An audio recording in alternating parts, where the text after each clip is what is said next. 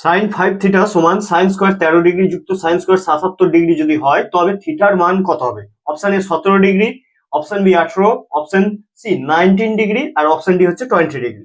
আচ্ছা, আমাদের দেয়া আছে sine 5 theta equal to sine square 13 degree যুক্ত সাইন স্কোয়ার 77 ডিগ্রি।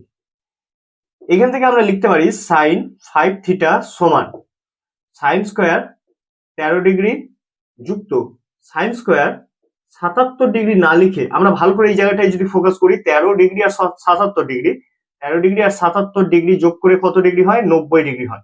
তাই আমরা হয় 13 ডিগ্রিকে এখানে 13 ডিগ্রিকে আমরা রিপ্লেস করতে পারি অথবা 77 ডিগ্রিকে রিপ্লেস করতে পারি। আমি এখানে 77 ডিগ্রিকে রিপ্লেস করবো কত দিয়ে?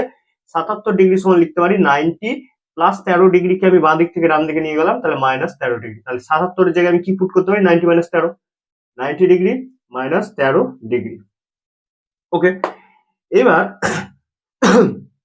এখান থেকে আমরা লিখতে পারি সাইন 5 থিটা সমান sine square 13 degree, sign square 13 degree plus এখানে স্কোয়ারটাকে আমরা মনে মনে বাদ দিচ্ছি, তাহলে এখানে সাইন 90 মাইনাস থিটা, থিটার জায়গায় 13 ডিগ্রি আছে, সাইন 90 মাইনাস থিটা মানে আমরা এমনিতে কি জানি? Cos theta, cos theta, theta মানে 13 ডিগ্রি। আর পাওয়ারে কত ছিল? স্কোয়ার, স্কোয়ারটাকে এখানে আমরা পুট করে দিলাম। ইমপ্লাইজ দ্যাট সাইন 5 থিটা সমান সাইন স্কোয়ার 13 ডিগ্রি যুক্ত কস স্কোয়ার 13 ডিগ্রি। 13 কে যদি আমরা থিটা ভাবি তাহলে ফর্মুলাটা কি লাগছে? Sine square theta plus cos square theta. আর আমরা ভালো করে জানি এটার ভ্যালু কত আসবে? 1 আসবে। এখান থেকে আমরা লিখতে পারি 1 না লিখে লিখতে পারি সাইন 90, কারণ আমরা ভালো করে জানি সাইন 90 ভ্যালু কত? 1।